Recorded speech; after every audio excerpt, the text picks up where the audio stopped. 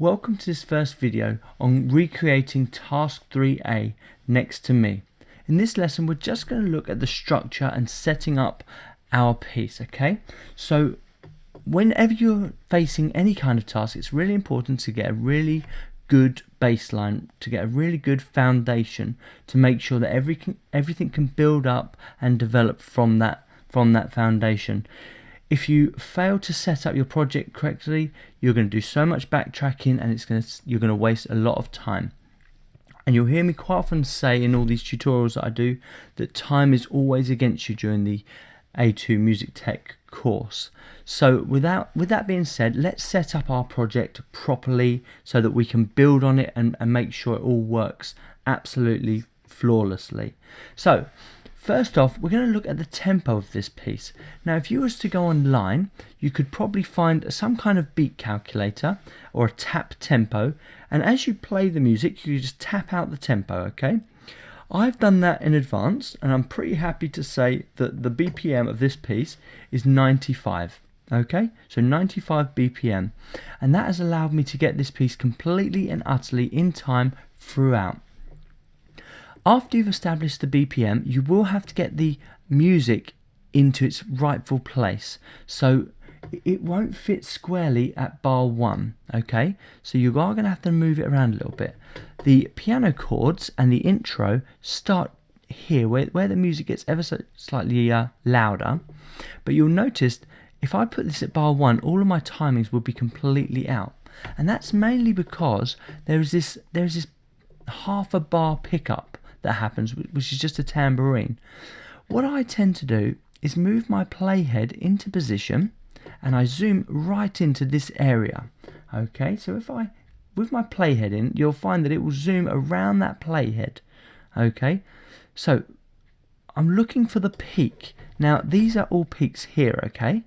These are the peaks. You can see them, they're fairly obvious, and the first peak is this one here. This gives me a really good indication that that is beat 1. Okay, so as I've located beat 1, and I'm zoomed in quite far at the minute, because you'll see it's slightly before, but I'm within a frame of that being on the actual beat. So if I can zoom in a bit more, if I go in a bit more, I will lose that peak, okay? And it's really important, don't zoom in past the peak, otherwise you won't be able to identify it.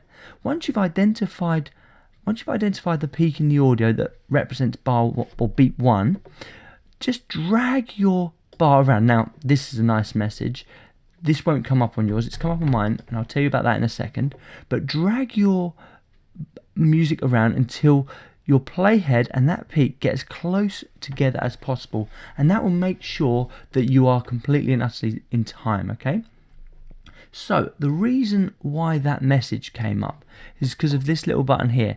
Now it's unlikely that you will be able to see this. This is a hidden feature in Logic. In Cubase it's just there and it's fantastic and it's exactly what you'd expect to see. How you get to this lock track, and it's really important that you do lock track because it's so easy just to nudge the track and everything goes wrong. So once you've found the position of the audio, make sure you lock this track.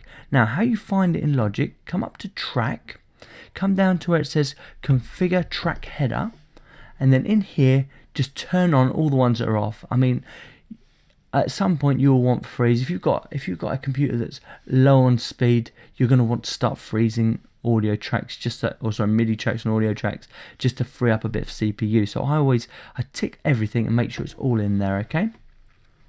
Once you've got this protected one up, just press done, and then you can close that, and then you just turn it on.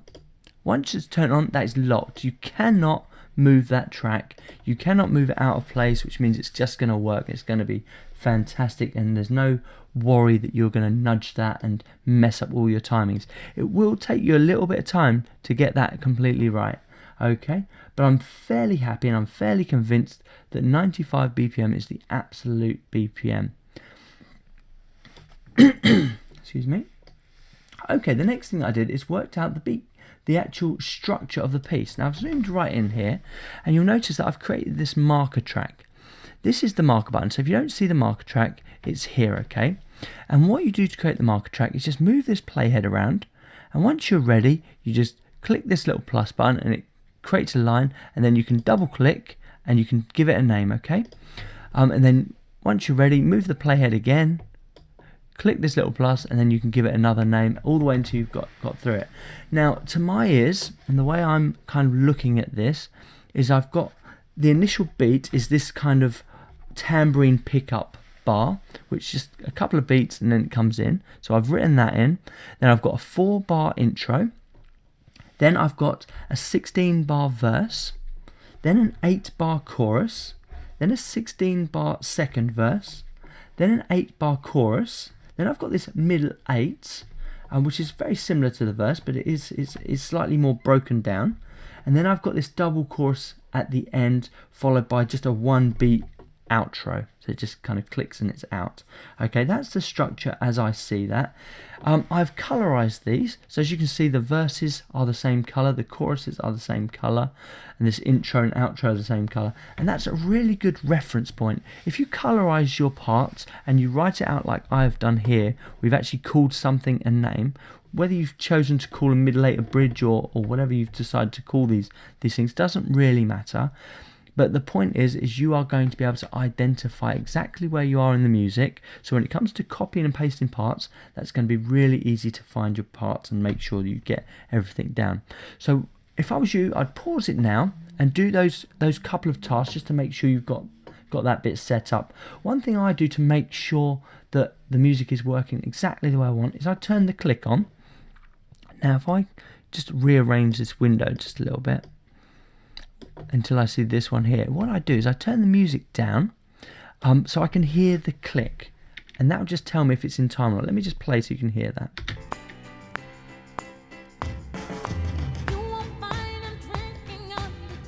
And you can hear the click, and you can hear that it's completely in time. 2, 3, 4. You can see all the peaks as we go through. 3, 4, 1, and so on. And you can see that it's perfectly in time, and that's exactly where you want your music to be, so that it just makes your life so much easier. If you get this timing right now, right at the beginning, it will make your life so much easier. And if you colorize all the sections, you're just going to whiz through this task, okay? The next thing we need to look at is just the score. I like to kind of work out what my key is as well. So the first thing I do is I've come to the score. This is one that Sam's made for me. So I'm just kind of copying all his work here, but it seems to be a fairly decent score. There may be some errors. I haven't been all the way through it yet, but I will certainly highlight any errors as I get to them, but certainly it seems okay at the minute. The first thing I've done is trying to work out these chords. So based on the piano notes, I've tried to work out these chords as they change, just to try and find out what key I'm in. It's really, really important to identify the key first off, and it just helps you kind of identify the notes that you're going to be using. As you can see, we've got really 2 options here, and that's it's either going to be a C major or an A minor. I've gone for this A minor key as the first chord is the A minor, and that's literally why I've chosen that key, okay?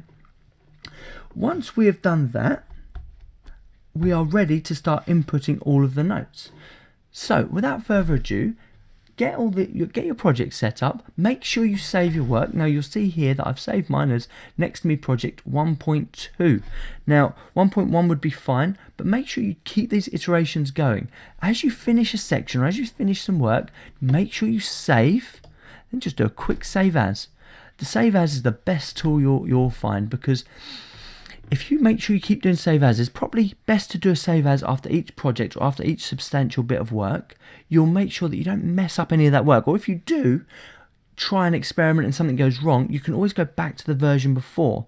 If you mess something up heavily and you haven't done any save as you've gone through your project, you'll find that you're gonna create yourself a bit of work. And with all the best will in the world, mistakes do happen. So I'll see you in the next video when we start inputting the drum score.